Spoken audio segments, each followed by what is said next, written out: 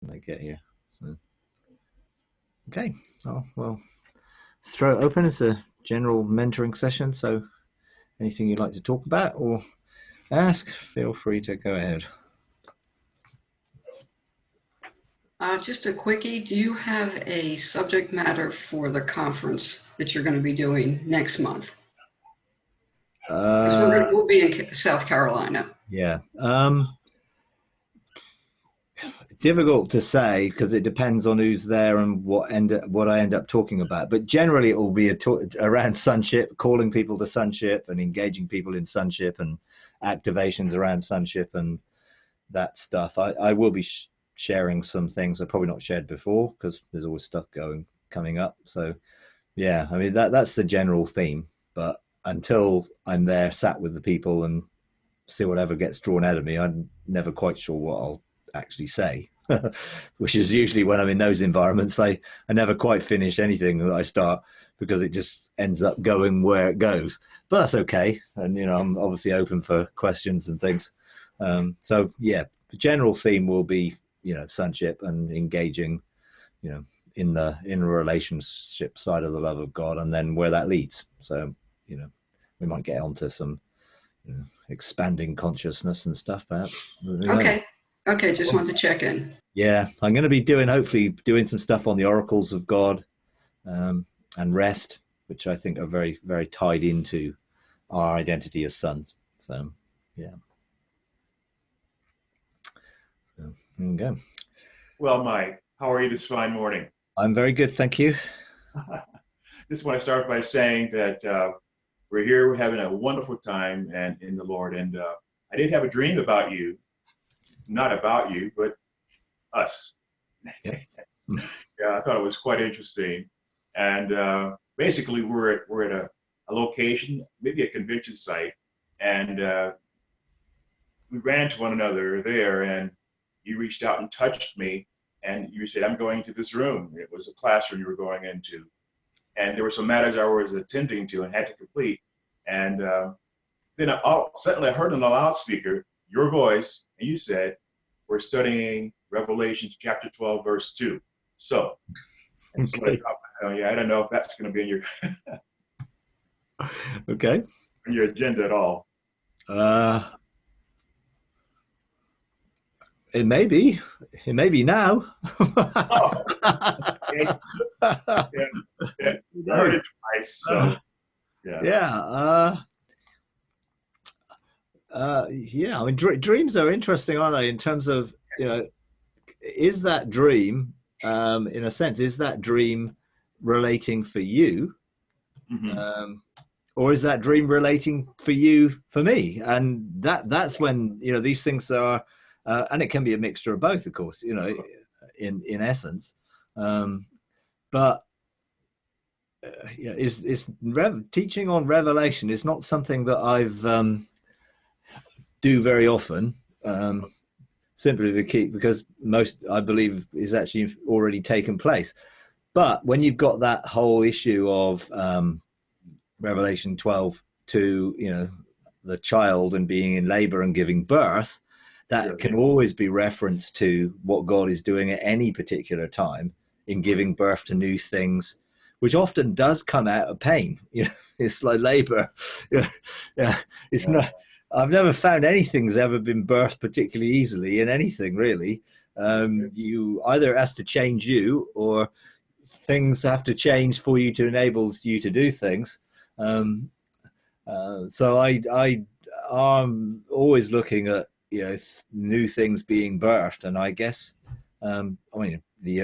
obviously what it was talking about was, in a sense, the new covenant coming out of the old covenant, and that's really what it was talking about there.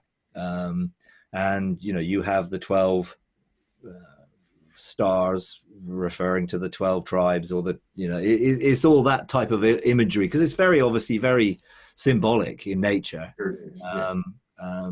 And it's then related to the sort of the dragon and all that stuff, which again is what the opposition was against the new being established, and it's still there. Mm-hmm. We're still facing opposition from the religious system. That was the religious system of their day, and the political system of their day cooperated together in a sense to, hinder what God was doing through the church. The birthing of that into the new covenant, and try to keep getting them back into the old covenant or persecute them. And God, of course, used the persecution to spread it all over the world.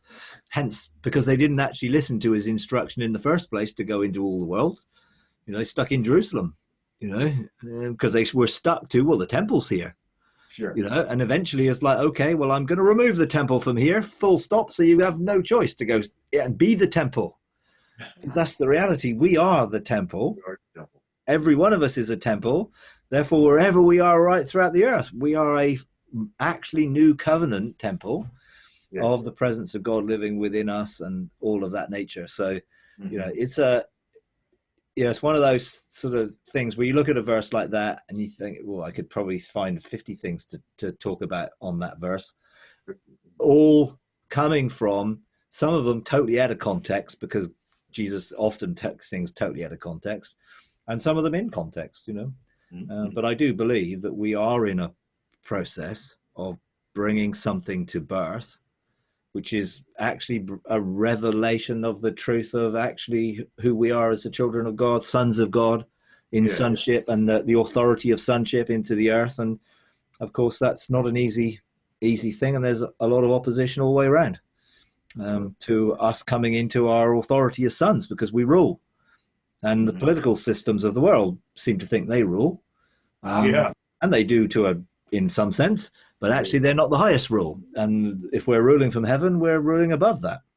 Thank you. And that ultimately was, in a sense, part of the reason the initial fall of the covering cherub happened, because he saw our sonship and therefore our position within creation as sons in the image of God, and took exception to that and decided, well, if I can get them to worship me, then they'll be under me, and rather than I will be, in a sense, submitted to them. And there's, the conflict has been on ever since. And there was a huge, obviously, conflict in the early church with the first 40 years transitionary period was a huge conflict. I mean, Paul was very heavily involved in that conflict until, he realized that Jesus was actually at work in him, and then he had a totally different mission than the one he was on when he was on the Damascus road.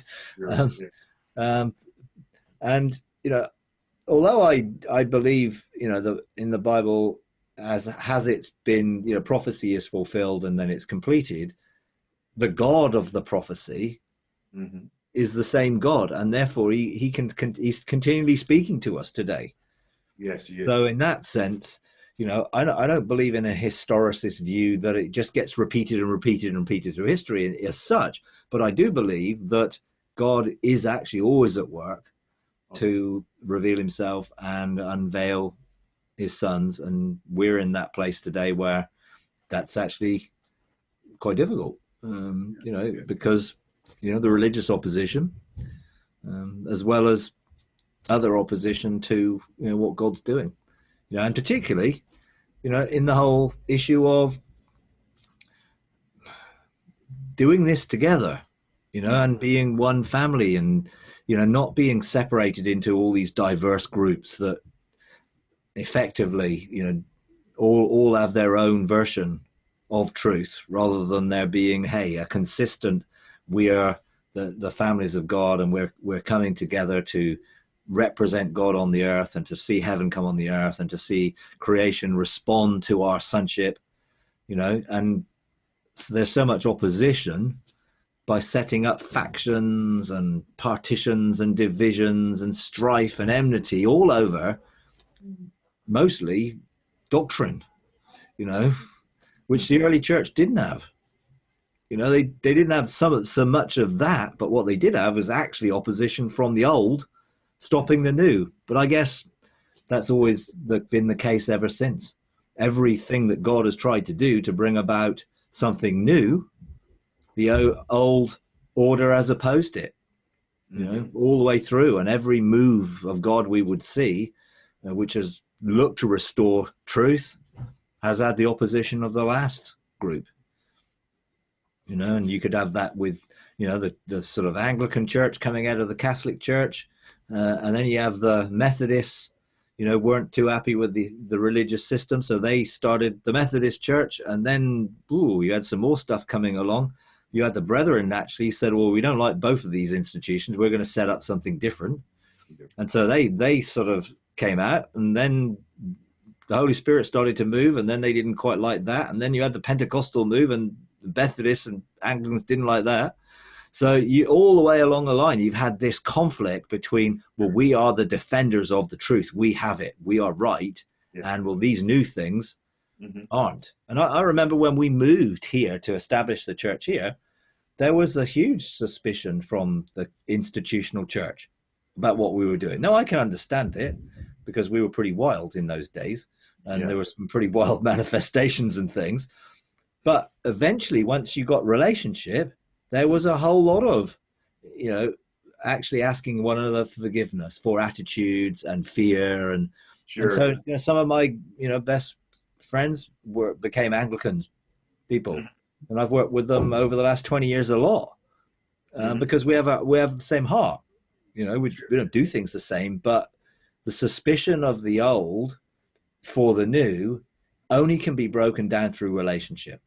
Oh, yes. And you have to go that extra mile to establish that relationship so that you can come to that agreement of, well, we don't agree over everything, but I think, actually we can still be in relationship and we can still honor each other.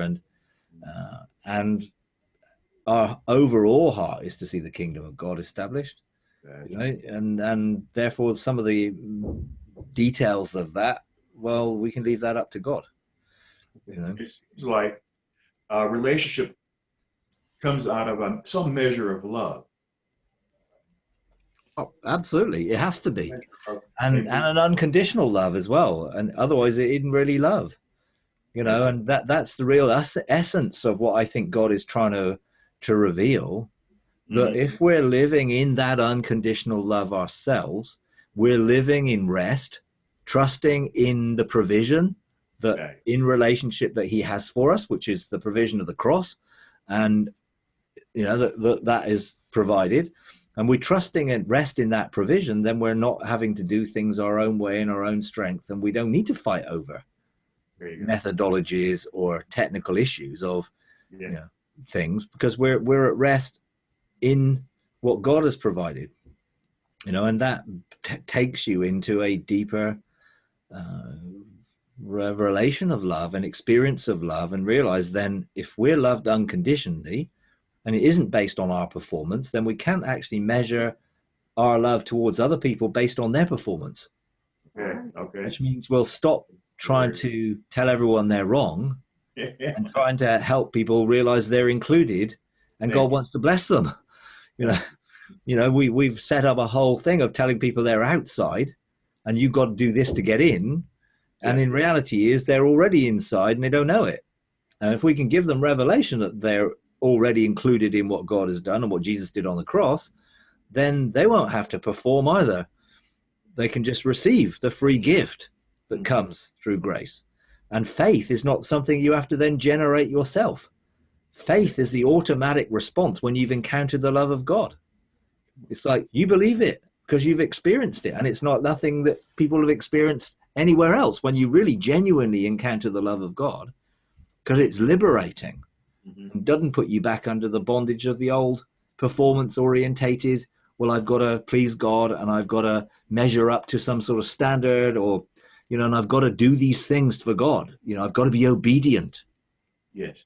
Rather than relationship. So you said encountering the love of God, meaning there's an experience associated with that beyond the reading of the letter. Oh, totally. Yeah. I mean, if it's not experienced, it isn't real. It's intellectual. If you only believe about something and have never actually experienced it, then you only actually know it as a theory and not a practice. And therefore it isn't testimony.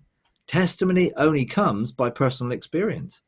And, we've set up a whole system that actually values an intellectual understanding that you get through study, or you get through doing this or doing that, or getting confirmed or doing something, rather than actually having the experience of encountering God, which when you know, and this is what I find, you know, ironic, is that people point to the Bible, you know, as this objective book, which is, you know, the truth, and yet it's full of people's subjective experiences of encounters with God. And none of them were ever asked to believe anything by faith. You know, they encountered. You know, it's like Moses, Noah, Abraham, you know, all of them, Joshua, they all encountered God. You know, some of them much more intimately than others, but God spoke to them. All the prophets, they all had a relationship with God that was one which was real. You know, and they were not trying to do something based in a theory. You know, and the disciples, well, the disciples didn't really need blind faith to believe in Jesus. It's like they met him, they walked with him for 2 years or 3 years, and you know, it was reality. It was and when he went, he's given us the Spirit so we could continue that reality, not to have a lesser reality than they did in the physical flesh, because we now, as they did, discover that the Spirit was now in them and at work in them. So we now have, you know, just as much reality as they did, you know, if we're not caught up in the unreality of in religion, you know, which often is a hindrance to relationship rather than an enhancement of it. So yeah, I think God wants us to experience love, know we're loved, and love others because we're empowered by that love. And it's interesting. I was looking, you know, I've gone through this process of, you know, old covenant, new covenant thinking, and God's taken me through this process. And the other day I was looking at the word commandment in John 13, you know, the new commandment I give unto you. You know, and immediately in my thinking, and probably most English speakers thinking, is that's a law. You know, that commandment is a law because it's a commandment. It's something it's a command. You need to do what you're commanded to do. But when you go back to the root of the Greek word commandment, it isn't tied to law. It's actually embedded within it is a goal. You know, and that's the key. There is a goal. There's a destiny within this. So this is an empowerment to do something based on what's within it, not a you must do this or else type of approach. And so the whole purpose of a commandment was it gave you the opportunity of engaging the goal and being empowered to fulfill that goal. So the commandment to love one another comes out of the built into that commandment is the experience of being loved. So that's the goal, is to be loved. So if you see it as a commandment, the commandment is, hey, be loved. Then, as he has loved, we can love. But if we take it as a commandment under law, it will be, we must try to love God and everyone else. You know, and in that, love one another. We must try to love one another. Yeah. Well, you don't get very far trying to love one another. No. For very long, you know, until the first disagreement or the first obstacle comes up and you find out that you're not very loving when someone says something you don't like or does something you don't like, and all of a sudden it's actually, oh no, let's start something else. We don't want anything to do with them because they're odd, or they're this or they're that, the other. And that's what's happened over and over and over again. Because you cannot love someone unconditionally unless you've truly been loved unconditionally, and that power enables you to love. And that was what was built into that whole thing. Love one another as I have loved you. That's the empowerment of love. You cannot really do it in reality unless you've experienced it. You know, and how many people have actually experienced unconditional love? You know, from a worldly sense, you know, I can't look back and think of too much in my life that was pretty much unconditional, you know, but from God, it was always unconditional, but I didn't think so. because I had this system of belief which actually didn't believe it was unconditional, but it was based on my performance of actually doing what God said so he would be happy with me, and therefore I would be confident he loved me. But if I didn't do what he said, I wouldn't be very confident that he loved me. And I went through a lot of my early Christian life not really knowing any assurance of God's love whatsoever, because I didn't always keep to the rules. In fact, very rarely did I keep to any rules. So in that sense, it was like I always felt guilty and condemned, because, I was living the usual teenage life of, trying to keep everyone happy, and keep me happy as well. So it didn't really work too well, because I was not very happy. I was miserable.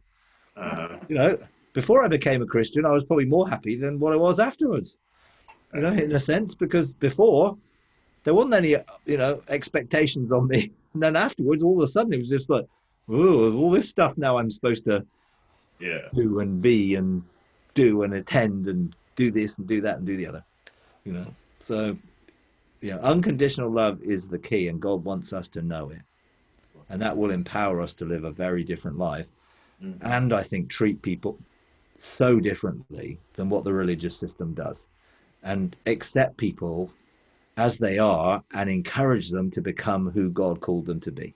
Yes. Not tell them they're not acceptable. And that's the problem. We've put all these barriers up that so many people don't feel that they could possibly be acceptable to God, because we're telling them that they're not, that they're a sinner, and therefore they're not acceptable to God from that perspective. So we've got to change that whole dimension of love and how that works in us and then through us into the world who's desperate for it, absolutely desperate for love, and looking in all the wrong places and being more and more damaged and hurt by their attempts to find love, which creates all this heartbreak and damage and hurt and all the things that people are living in, that within God can be healed and restored, and we can be brought into wholeness. Okay, Div, you got your hand up there. Hi, Mike. Let me introduce you to my better 100%. It's Karen. Hi, nice to see you. I have a question. You've been dealing with Div for a while, and he's sort of streets ahead in as far as this walk's concerned. And for various reasons, I've only weighed in recently, and I'm exactly one of those people you were talking about earlier who had a call of God early on in my life, was very well schooled in the Pentecostal circles. I was, a prayer warrior, the whole scene, the whole prophetic thing. People considered me a very mature Christian. And about 2 years ago, the Lord said to me, "You're but a baby," and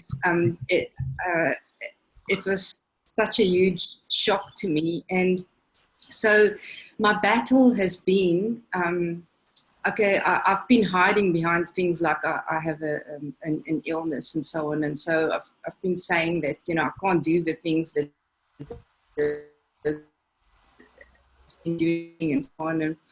But I finally now arrived at the place where I'm pretty keen to do it.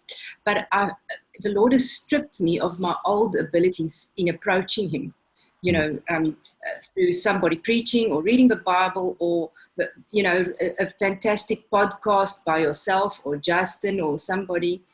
And I have found that when I go and sit to interact with him, there's just nothing, and I'm assuming that I'm now the baby in the group and everybody's already doing this well. But it's almost like I've been challenged, is there even a God? Because I sit and I wait for him, and I don't have him come to me, and I'm wondering, what am I doing it wrong? And so I'm sorry if I'm asking a basic question, but it would really be helpful if you could just point me in the right direction. Okay. Everyone's journey is different. so everyone's come from a different place and have different experiences, and the journey takes different paths. But God's desire is that all of us would come into a deeper relationship with him in face-to-face innocence and really know our identity as children of God. But the stripping away of the old is part of the process. And I've been through it multiple times, that I thought I was somewhere, and then God stripped away some more, and I realized that the more I did know, the less I realized that I knew, or the more there was to know. In reality, it's just like, and so I've been through similar processes at times where, okay, well, where are you, God? And particularly, God took me through a process of not being able to hear him and see him and engage him, to show me, where was my trust? Did I trust him when I couldn't see? And that's where it comes to, well, is there a God? He doesn't seem to be there. But you have a whole lot of testimony of experiences which you could probably say, well, yeah, I do really believe, but actually when it comes to it, none of those really count to when he's trying to bring you into something new. So the key is not to have an agenda, because if you have an agenda, then you're going to strive for that agenda, and you have an expectation which can lead to disappointment. So the key is just to rest. Be still and know that I'm God. And it's basically cease striving, stop trying to do and just be, and allow him. And if that means hearing nothing, then you trust that he's got a purpose in that. And that might be to continue to strip away or the things that you thought, or the ways you were going to try and do it. Because, well, what ways do we have? It's like, well, they're mostly ways that we've tried before, and now we're looking for them to do something different from what they did before. So sometimes God has got to say, well, none of that's going to work. And you'll find it all over the world. People who are heavily into intercession, all of a sudden finding their intercession is just not working. Doesn't feel like God's hearing them at all. Nothing they're doing seems to be making any difference, because God is basically saying, hey, all of what you were doing, although it's part of your journey, there's something better, something more, something different. And if I'm going to continue to let this work, then you're going to continue using it. So when it comes to, well, I'm trying to, it's like rest is the key. And rest is not trying to do something, but being in something that is already accomplished. So Jesus, the Father, has already accomplished everything that you need in your relationship with him, and you don't have to do anything, including you don't have to wait there trying to find him, or you don't have to do anything. It's already belongs to you as part of the sonship that you're called into as a child of God. And for a lot of people, depending on what their journey has been, everyone gets to a point where something brings them to that, I got to surrender. I give up. I give up trying to do this, do that, do the other, and I'm just going to stop. And you may be at that point. And at that point is then just enjoy having to do nothing, and if you're just there and you don't feel anything, or you don't sense anything the way you did, that doesn't mean nothing's happening. It's just not happening the way that you have expected it to happen on previous experience, or anyone else's experience as well, because you're you and I'm me, and everyone's individual, and therefore all of our journey is different. And so, yes, I went through lots of things and I can share that, but I'm not expecting people to go through the same thing, but just to see that there is more for everybody, and there's more for you. And I would say, don't strive to do anything, just be. If that means, spending some time with God and you don't feel anything, well, that's okay. Because eventually that will have worked in you that I don't need to feel anything. Because actually, I trust God, even if I don't feel anything. And I had to get to that point where I don't know what you're doing anymore. So I don't trust you. And that was where I got to. You said, well, I can't see, and you're not talking to me. Well, do I trust you? No, I don't. You know, I only trusted you when I knew what you were doing. Well, we got to get an end to ourselves effectively for him then to really bring the reality to us in a different way than perhaps we've experienced it before.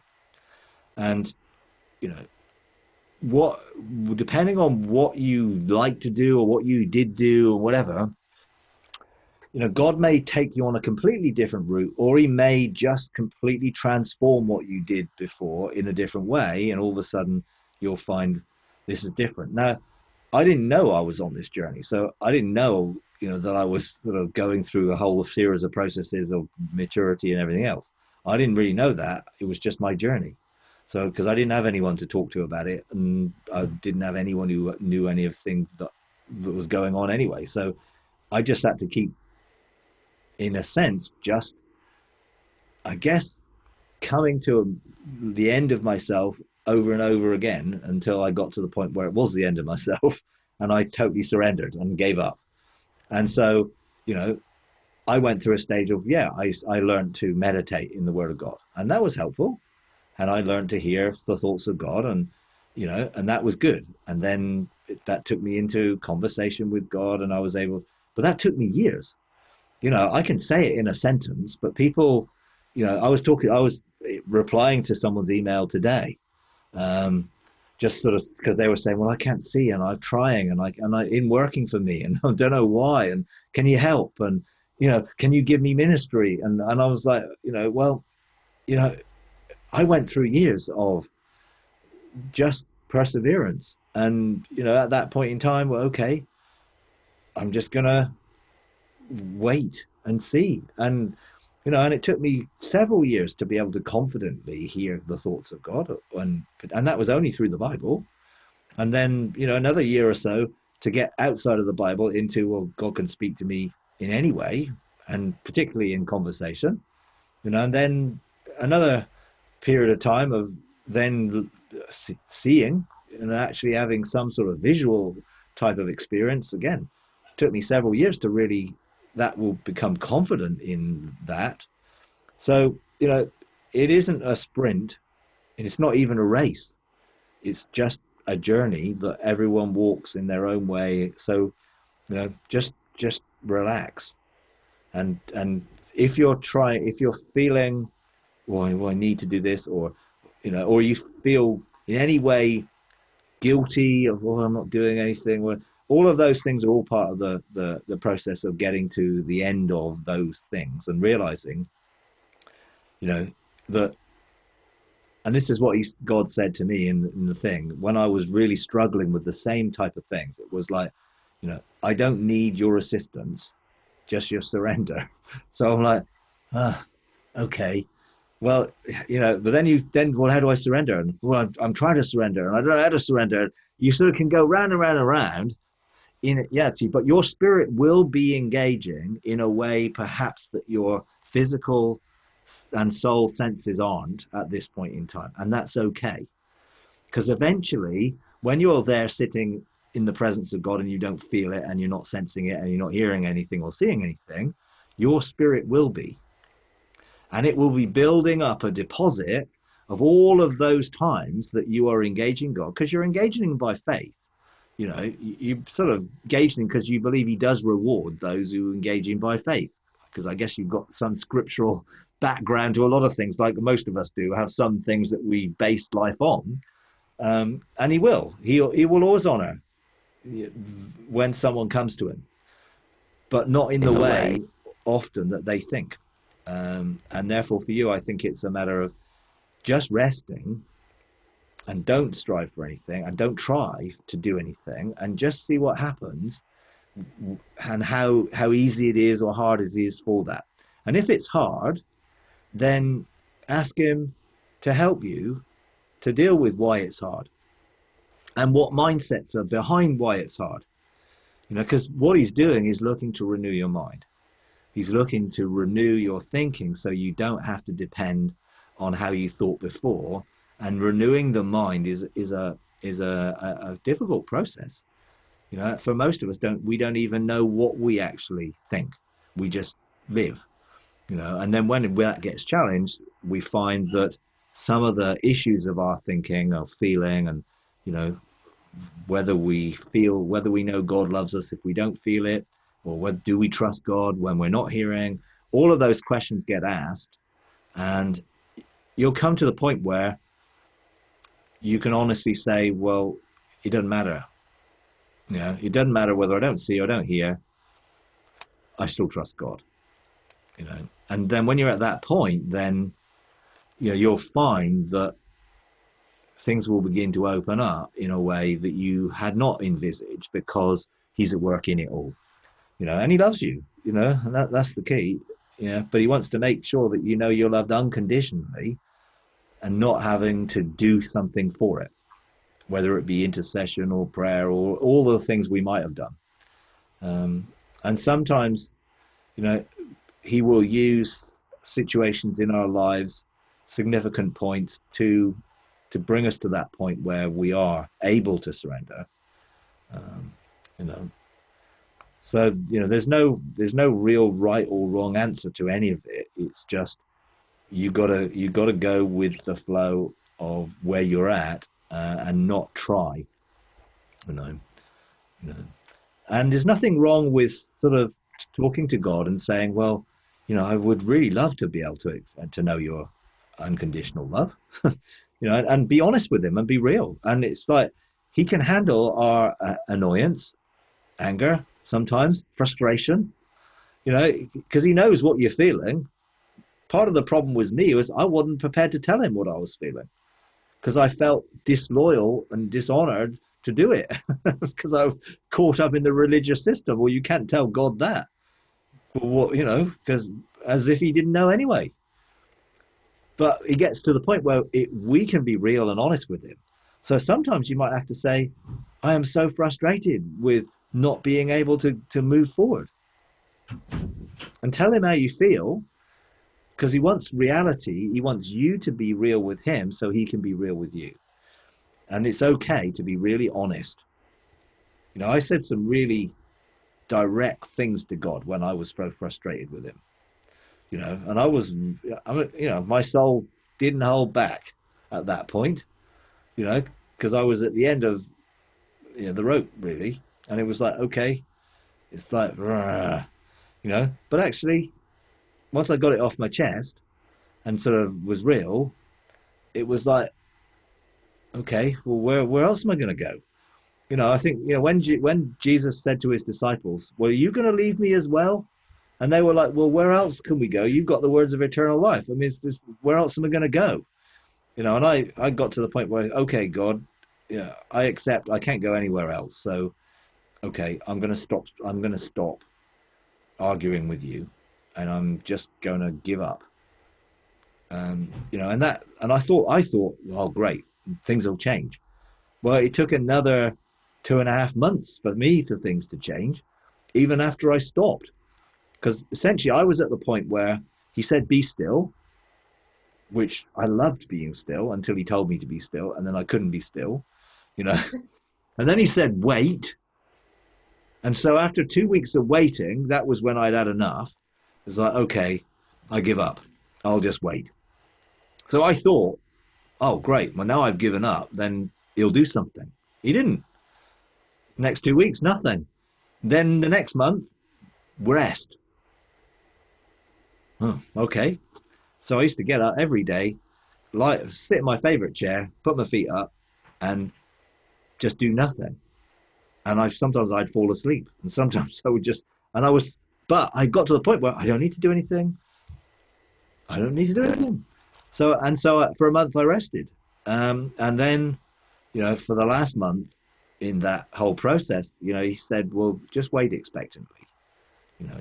And at that point, you know, everything that I thought I dealt with when I surrendered, actually emotionally, I had to deal with. And, you know, because I said the words, I surrender, and yeah, I'll wait, and I don't need anything anymore. I'll just wait and I'll rest, and, you know, and then it was like, okay, now the reality of that.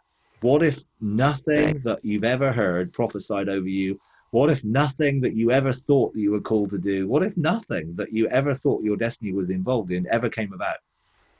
How would that feel? Grief, sorrow. I mean, that's how it felt to me. I mean, I'm not a person who really feels grief and sorrow or heavy emotional stuff. I mean, I'm sort of fairly level on an even keel, so I don't sort of have great highs and great lows.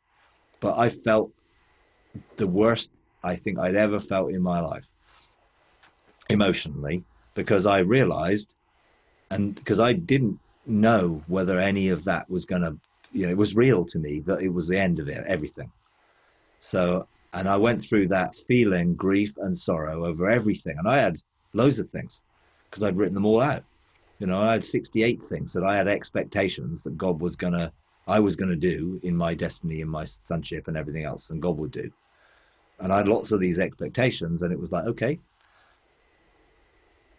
what does it feel like for that to die?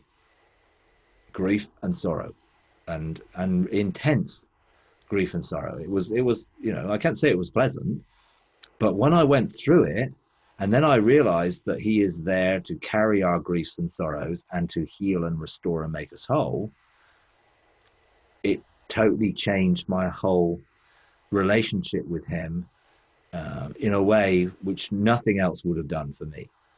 I had to get to that point where I know that if nothing ever happened and God never did another thing ever, I would still love him and I still trust him. Because actually that's what happened. Everything that I thought might happen died. And I felt the grief and sorrow over it as if it was dead and would never happen. And it was real. It was a real experience. And from that point, then he was then able to resurrect things and give me resurrection life in it, which was very different from the life that was in it before, which was my life in it rather than his life in it. And I'm not sure why I'm making any sense, but if everyone's process of that will be different, but it will bring you to a point where actually you do know you love him and you do know you trust him, and actually you know that he trusts you and loves you without anything, no performance, nothing at all other than the purity of that pure love in relationship. And most Christians so struggle with, well, you're saying that you would be content never to do another thing? And I'm like, yeah, because I don't need to do anything, because it doesn't affect how I feel about myself or how I know God feels about me. So if I just sat in a chair for the rest of my life, it would not affect how I felt about myself. I know it wouldn't, because I went through it, and it wouldn't affect how I know that God would see me. Now I know that I don't have to do that, because I am now not motivated by having to do things. So now what I do flows out of the intimacy of the relationship I have, because I'm already loved, and therefore I'm empowered to outwork that love in my life. But whatever it takes to get you there, you just have to be willing, and don't fight it. I fought it for 6 weeks, and I fought it intensely, and I really was intense in my fighting against it. And I was fighting against God, really, but I didn't know that. I just was so angry and annoyed and frustrated that I was just venting my feelings and my emotions. But those probably were pent-up emotions through my whole religious upbringing that were hidden under the surface that I was afraid to reveal to God. So they're all there. They didn't sort of just suddenly appear. So some of it is, it's the time to be able to be real. And if you're in this place, see it as a blessing in reality, because it will become a blessing to you once you embrace it and just enter into it and allow God to do what he needs to do through it. But it doesn't mean that you don't have to engage him. Just be real with him, I think. I take from it, especially the rest part, not having to do anything or earn it, or because we are very works driven. Oh yeah. I mean, and I think that's the key. What I've found is, my thinking was tied to an old covenant way of thinking, trying to please God by what I'm doing, you know, and he's already pleased with me. He's already pleased with you. And that's not based on performance of any sort. He's just pleased because you're his child. He's joyful because you're his child. You know, and that, once you really do get hold of that, it does bring you to a place of rest, which is stopping doing the works that think you're going to please God by doing these things. And sometimes God has to take away your ability to do anything to get you to that point. You know, and I think, you know, it's different for everyone because we're all wired differently. For me, I'm wired prophet teacher. Therefore, I want to understand how everything works and I want to explain it to people. And then when I couldn't understand how anything worked, I couldn't explain it to anyone, and I felt, I don't know who I am. So what God is really doing is looking to get you back to who you really are in his eyes. And then when you look at him, you will see reflected back the reality of your identity rather than what you try and do from everything that we've been conditioned to do, which is mostly an old covenant mindset. And the new covenant mindset is totally different from that, and I believe everyone goes through it one way or another at some point in their lives, that God will take them to that point where he really wants them to be at the end of themselves so that they can truly be who he wants them to be. It's where we get to sort of stop following the DIY tree of performance.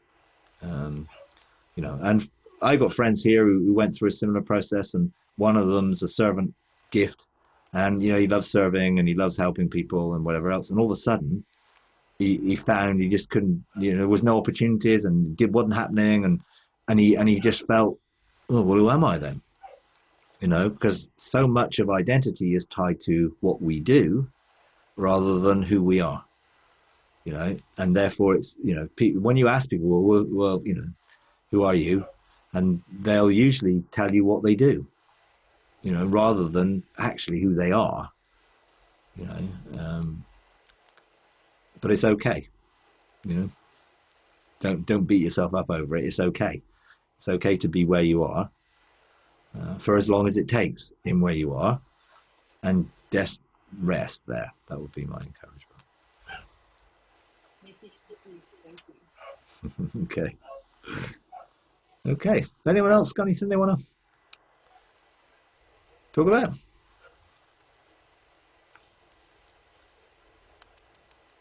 Morning, Mike. You were talking earlier about God doing a new thing. So there's a new thing going on. It may not be so new, but it's the first time I'm hearing of it. And I'm reading some articles and looking at some things on YouTube about some very well-known named pastors and churches who are now grave soaking. Oh, right, yeah. Yeah. I mean, that goes back a long time. That goes back to, who did that? Was it Elisha? Who lay on the bones or something? I mean, it's generally what you tend to hear is how terrible doing things like that is.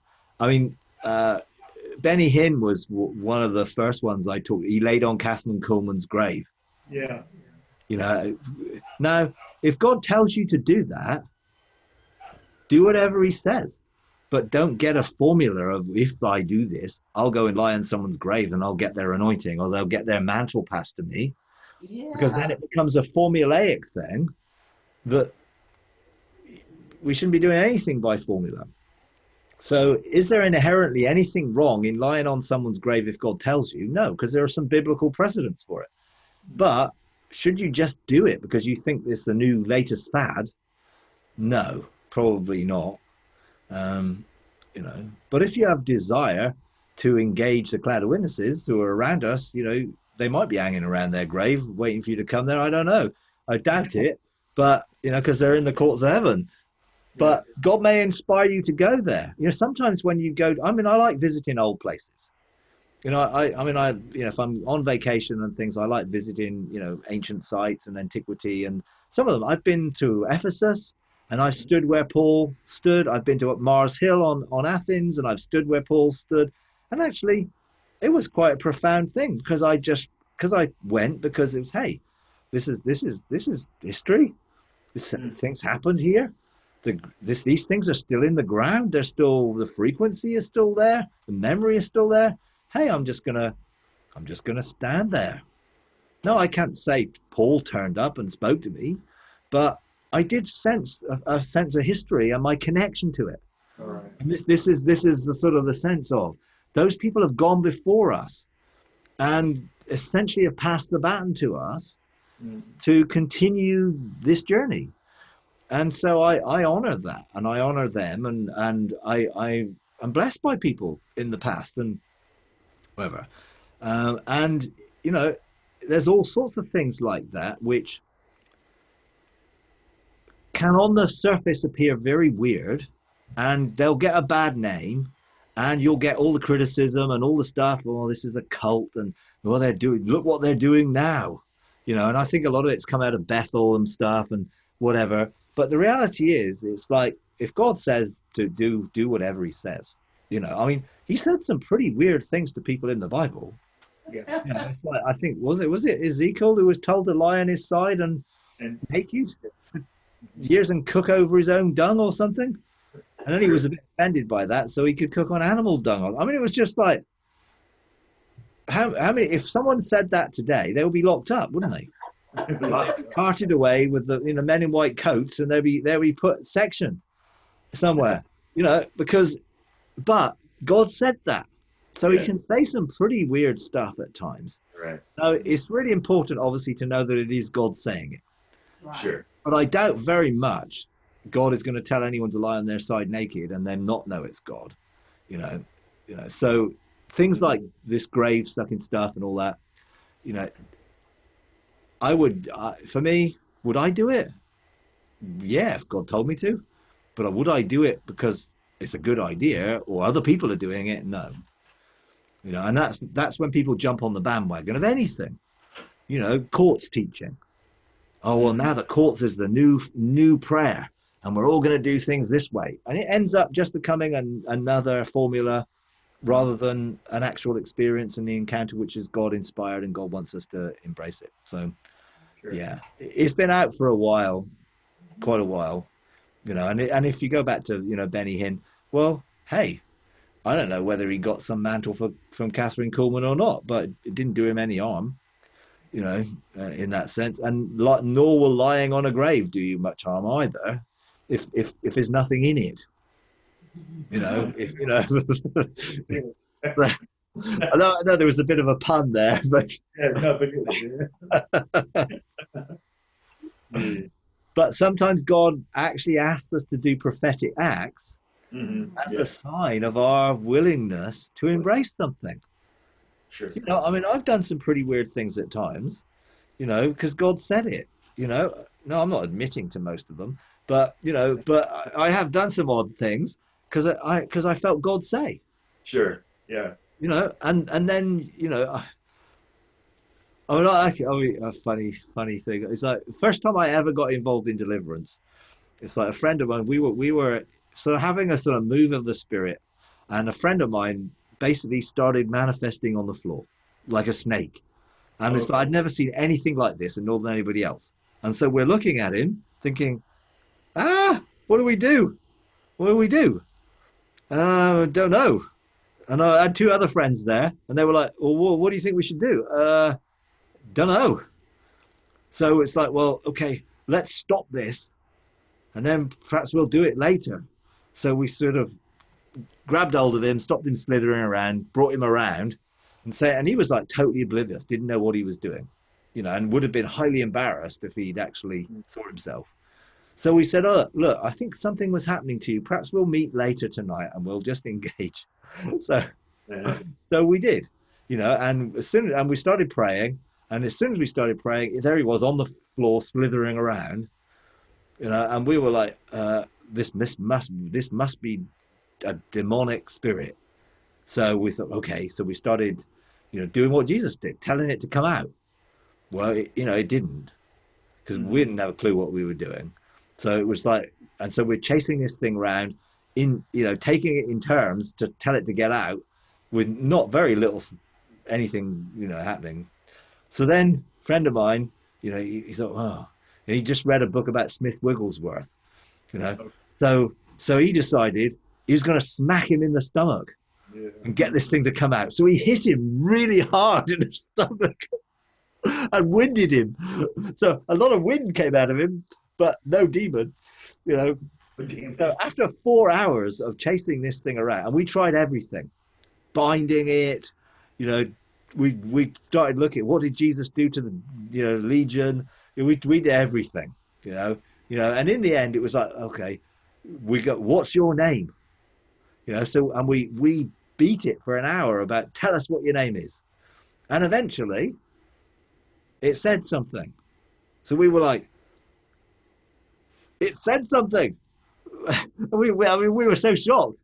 So then we were like, okay, get out then. And so we told this, and he stopped manifesting, and it was like he sort of started just to relax. And we were like, oh, are you aware of anything? He said, oh yeah, I felt something. So we was like, oh, praise God. Took us like, I don't know, 3 hours to do that. And we did, we just were clueless, but we did everything we thought we could do, including punching the guy, and everything else. And eventually we then started, oh, well, let's just pray for him to be blessed. So we started to pray for him to be blessed, and he started manifesting again. Yeah. Mm-hmm. So this time we learned, well, who are you? And so we did that 3 times. And then the 4th thing that manifested, we got it to find out and guess what it was? Stubbornness. Whoa. So this thing had been ruling this whole area and was resistant because it was stubbornness. And this guy did have a really, really stubborn streak.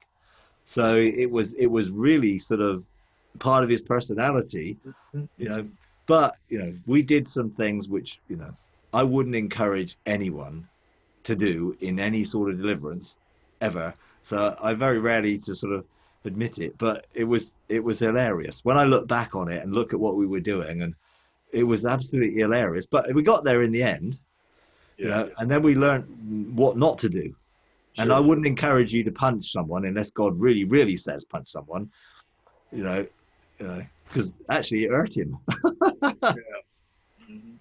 So, yeah, I mean, a lot of these things, there are all sorts of weird and wacky things out there.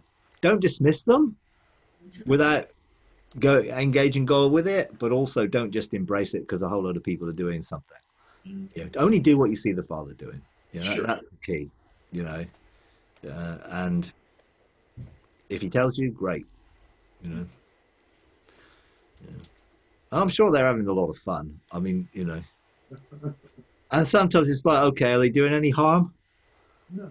Are they, they're not digging the grave up. I mean, that would be a bit of a problem. They're just lying on it. In a sense, with a desire is, I want the anointing that's been in the church before, and let's see that released again. So in essence, the motive is not bad. It's just, if they're doing it because it's the latest thing, then that in itself is not necessarily always going to be the best thing to do just because someone else is doing it. But a lot of these things are, let's not think the worst of people. Sure. That's the key. It's like, I know about Bethel, and I'm sure the people in the Bethel School of Ministry probably have not got that on one of their teaching sessions of how to go and do grave sucking. I'm sure they haven't, but it only takes one camera today to post something on YouTube or Twitter or something, and the whole world sees it. And then all of a sudden, this is a big issue that, that they're then having to try and answer. Mm-hmm. So they'll probably say, someone's probably ask them questions in their school of ministry on, well, what's this about? And they probably found some biblical precedents, and some precedents in history, church history, in which gave some validation for it, but I bet they didn't come out and made a theology about it and a doctrine about it, that this is something we're teaching our ministry school to do. But that's probably how it gets presented from those who don't know and just read into, look at these heretics and, you know, people at Bethel, you know. Anyway, yeah, you got your hand up there, Mary. Well, then maybe that explains why Jesus all the time was telling people to not say what they had just experienced, so that it didn't wind up becoming the newest formula for replicating what he did, because he did things differently every time. And I always used to ponder, like, why didn't he want it, you know, everybody to know? And I don't know that this would be the only reason. I think there's probably a myriad of reasons, but maybe it was also this, that no one tried to slot it to say, okay, if you've got, you know, the person who's deaf and dumb, you know, you either make the mud paste, or you spit in their eyes, or you tell them to go do this. You know, these are all the formulaic things that you do, and you're going to get good success. Was that because there is no formula. There isn't any one right way. I mean, we have Sam Jones here in Cartersville, who after the Civil War was a very well-known evangelist. Not that we had ever heard of him until we did the research on him. And I mean, he was like the Billy Graham of his day. And when he would preach in New York City, the newspapers would put his sermons on the front page. I mean, that's how well known he was. Well, there's a lot of, and he's buried here in Cartersville, and there's a lot of people that go to his grave to lie on his grave. And I always thought, well, I mean, now the Lord's never told me to do it. And I always thought, well, that's a little strange, you know. Why you want to go and lie on someone's grave, other than to say, well, he was here. But I mean, I've walked through his home, because the home is a museum here, and we were docents on the tour here. But I can see, just like our friend has a chair from the Welsh Revival. I mean, historically, I mean, that's a really neat artifact, but we were in a meeting where one was brought in, you know, and it was like, okay, here's a chair from the Welsh Revival. I'm thinking, like, and that's supposed to do something. It's like, it's this, yeah. Okay, now it's here. It's so easy to try to find a formula or a system. So again, so that we know how to do it, so that we get it right. And God, you know, God's really working hard on me to say, get rid of the formulas, get rid of the systems. That's not the way that it works. But I just wonder if that's part of the reason why Jesus said, to people, don't say anything. Yeah, I think so. Because he didn't want people to start another set of things that then would have to get undone. You know, so yeah, and I think the relational way that he worked in with God the Father meant that he was able to creatively do things in lots of different ways. Yeah, A, to show, hey, there is no formula, but B, he was always pointing to the fact that he was getting this from the Father. This was coming out of his relationship with the Father. It wasn't something that was independent of the Father, and therefore, you know, I think he did do a lot of things in different ways because, hey, he's creative, and he had the creative thing because he knew the Father's heart, but the Father didn't tell him a list of instructions of what to do, which is unfortunately what's happened in a lot of things, you know. And you get it all over the world that something works, and then someone wants, because it works there, that they then will try and make it work somewhere else, and they don't have the mandate to do it, so it becomes works and effort and striving, you know. And I've been there, done that, you know. It's just like, you know, Yonggi Cho, he's got 1 million people in his church. How does he do it? Well, he does it by cell churches. He has cells. Oh, great. Well, perhaps we'll do cells. Anyone doing that over in the Western world? Oh, yeah, this group is doing it. Oh, well, let's just get some insight from them. Oh, let's try that.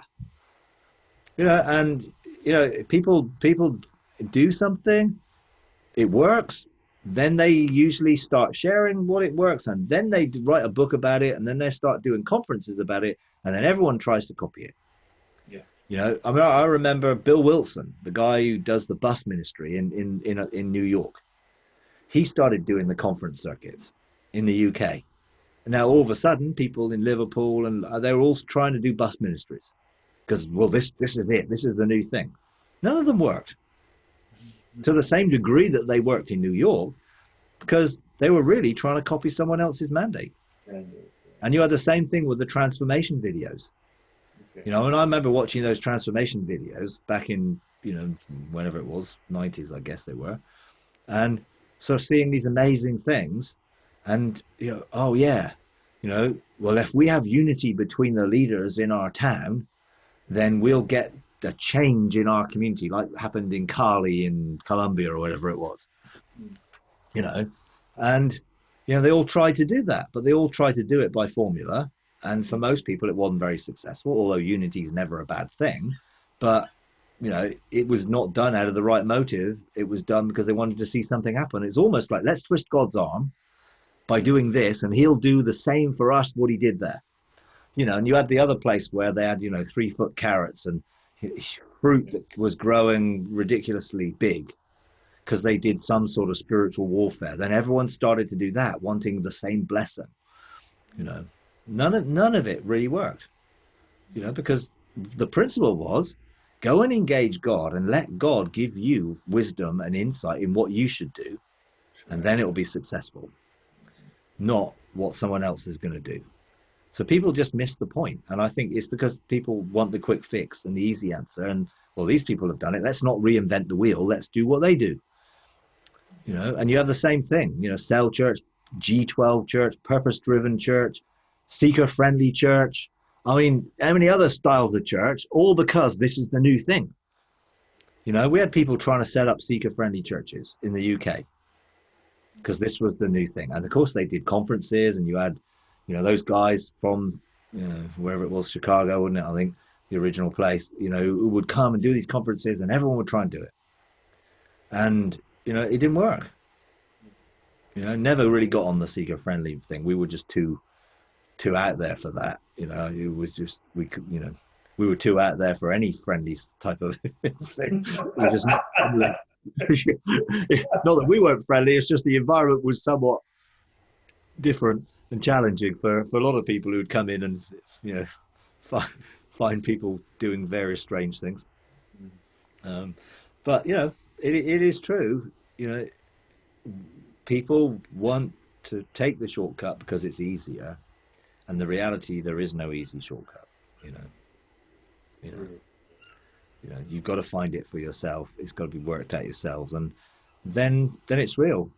You know, which is why, you know, a lot of things I don't really share a lot of details about things, because I don't want people to try and copy what we're doing, but go and engage God so that you can hear God for yourselves. Sure. And that's the principle. You know, it's like I wouldn't want people to copy us and go through what we're having to go through or gone through and are going through, because we're still deconstructing church and why we meet and what's the purpose of this, and, you know, and what's this all about. You know, and that's having years of going through a process. You know, it doesn't get any easier. You know, it just gets different things God starts to challenge. You know, because mindsets are not limited to one area. Yeah. And you don't realize you had one area renewed, and actually then the next area, you don't even think about needing renewed. You know, so, yeah. Well, it's funny. I get Richard Rohr's daily insight, and sometimes, you know, sometimes I'm like, yeah, okay with it, and sometimes I'm like, no. But he mentioned something the other day which I never knew about Carl Jung, and he's not exactly, you know, I don't exactly hold him in the highest regard, but he talked about that in life, the first half of your life, you're very busy trying to establish who you are. And, you know, I got to do this and I have to accomplish all your goals. In the second half of your life, you're busy looking out like, hey, wait a minute, who am I really? It's like you go through this whole shift, and all of a sudden the achieving mode drops off to like, wait a minute, who am I really? To where you really start looking at yourself to say, why am I doing what I'm doing? And you begin to question, okay, why am I really here?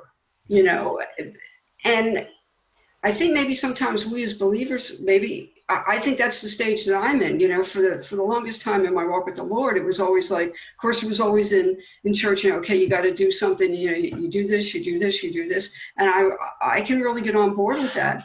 And then everything was taken away, and it's like, okay, so who am I really, and who am I really with you? What is my relationship with you? Oh, maybe it wasn't as good as what I thought it was, because so much of it was predicated on, look at all the stuff that I'm doing and that I'm accomplishing. And then the realization of like, that doesn't amount to a hill of beans, really. You know, that's not what it's about. And so it's changed thinking. And it was just sort of interesting, because I'm thinking, like, here's a secular guy that, as far as I know, never knew the Lord. And yet I think he really was onto something to say, you know, there comes a time in your life when you have to step back and say, wait a minute, what am I doing? Why am I doing this? And who am I really? And a lot of times, all the stuff that we did before has nothing at all to do with who we really are as a person. Absolutely. Yeah, definitely. I mean, I remember when, you know, you were sharing, you know, how God told you, you know, to stop going to church, and how guilty you felt for months. I don't feel that way anymore. No, I'm sure you don't, because you've gone through the process now of being separated from the reality of why to now, well, who am I? And actually, I don't need to do any of those things in per se. Yeah. And when you get a group of people doing that with all their own different things, it's quite hard to then say, well, what are we supposed to be doing together? What is it supposed to be looking like when we gather together? And, you know, it's like, well, and then you get God, again, stripping away. You get musicians who used to love playing, and all of a sudden it's just like, oh, I'm bored with this. It's like, no, this isn't doing it anymore. Why? Because God wants to bring them to the point of, this isn't about performing on a Sunday and helping people to come into presence of God or whatever. If you're not worshiping, then, and actually it isn't about singing to worship anyway. You know, so all our musicians have gone through that process, or going through that process of realizing it isn't about what we used to do. No, it's hard. It is hard for people. Yeah. You know, it's like, you know, when I stopped speaking here on a Sunday morning, it was like, then for some people, it was like, well, they wanted to listen to what I was saying. You know, and well, we'll listen online, you know. And so all of a sudden it's like, oh, well, yeah, but I come for this. Or, well, you don't do singing anymore. It's like, well, I come for that. So you really realize, well, why are people there? And how much is a consumerism of, I'm coming to this because I'm getting something from it, rather than this is enabling me to express who I am with other people, in which we can mutually support, encourage, and love one another and engage God together. And as soon as you sort of say, well, there's no agenda and there's no menu for what we're going to do today, some people are like, oh, I can't cope with that. Yeah. I can't cope. I need the security of something. Well, the security is we will gather in some way, but it might not be within the four walls of a building. It could be somewhere else. And what we do when we gather could be, you know, well, I think this Sunday we're having brunch together on Sunday morning. So that's our gathering. So we'll have an opportunity of sharing and chatting and getting up to date with people. And, you know, all our therapy community will be here. So we'll be able to see how they're doing and whatever. Because we won't have to do the speaking and we won't have to do the singing, which takes up the 2 hours. So you get 15 minutes of hanging out with each other at either end. So, hey, well, let's actually make the whole thing this week hanging out with each other. Yeah. For those who get withdrawal symptoms from no singing and no speaking or whatever, don't like it. No. Because they're having to participate. Well, you mean I've got to talk to somebody rather than looking at the back of someone's head or whatever? I mean, you know, some of it is just the reality is very different when you come to, well, God, what do you want us to do when we gather? You know, and one day I'll probably say nothing. And then people will be like, oh, what do you mean nothing? Well, we can't just do nothing. Why not?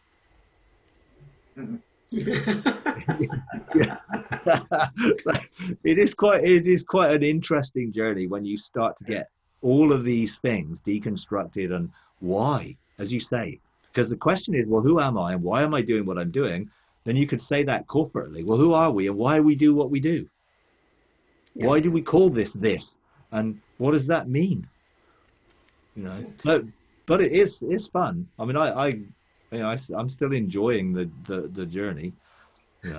Well, 2 weeks ago, we were at a memorial service for a friend of ours that was at the church where we used to go. And two separate people came up to me and they said, "Oh, we really miss your teachings. And, boy, really wish you were back, really miss your teachings." And there wasn't 1 ounce of me that wanted to say, "Yeah, I do too, and let me go back there." It's like, thank you very much. I appreciate your comment, but in my mind, it's like, no way. No. It's like, it's not there, and Yeah. not going to go there. If they'd asked that the second week or the third week after you stopped doing it, it'd probably been somewhat torn between, because you had to go through the process to effectively detox you from that. Yeah. You've essentially gone into rehabilitation from having to attend Sunday morning church or whatever. Yeah. And all of us need to go through that rehabilitation process to come back to the question is, who am I? And discover who we are without all the trappings of everything around it, to the simplicity of, I am a child of God and I am loved by my dad and I have a relationship. And when we really know that, then the reality of everything else is put into a more of a clarity, I think. But it's interesting. I mean, it was funny. I remember, every 2 weeks we would get together and you'd be telling the sort of, and I'm just smiling, sort of thinking, yeah, here's another journey of deconstruction or whatever. And Joe, of course, was like, not the same, because we're all different and we go through different things. But but it is. And it was hard. It was really hard, because at first it's like, what do I do with myself? Yeah. This was after 4 decades of being in church every Sunday morning, and all of a sudden that stops. It was a real hard adjustment. Now I think it would be harder to go back onto that schedule, unless the Lord definitely said, okay, here's where you go. This is where you're involved. I don't feel any compulsion to say, got to find something. So no, I'm content to wait and see, okay, where, if any place, do you want us to go? Or what do you want us to be doing? And I'm content to wait. Yeah, awesome. Excellent. All right, okay, I'm going to leave it there. I've got to